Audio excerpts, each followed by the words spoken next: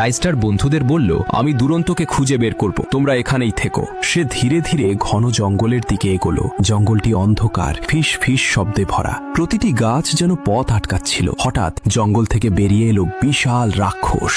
তার চোখ লাল, দাঁত শান, ওর নামতো বিশাল হাত। রাইস্টার চিৎকার করে ডাকলো, দুরন্ত, আমি এখানে আছি। রাক্ষস হেসে বলল, কেউ আমার জঙ্গলে আসে আর বাঁচে না। রাইস্টার দৌড়াল, কিন্তু রাক্ষস তার সামনে এসে দাঁড়ালো। রাক্ষস আরো ভয়ঙ্কর ভঙ্গিতে বলল, তুমি কি ভাবছো তুমি আমাকে পালাতে পারবে? এখানে প্রতিটি দম তোমার শেষ দম। হঠাৎ রাইস্টার দেখল দুরন্ত একটি গাছের আড়ালে আটকা।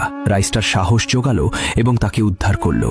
রাক্ষস গর্জন করে বলল, তোমরা শুধু আজ রক্ষা পেলে, কিন্তু একদিন আমি ফিরে আসব।